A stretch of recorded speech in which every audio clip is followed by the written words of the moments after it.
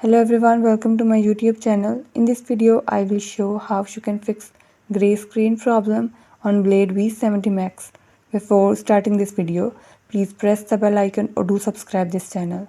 Let's start our video without wasting any time.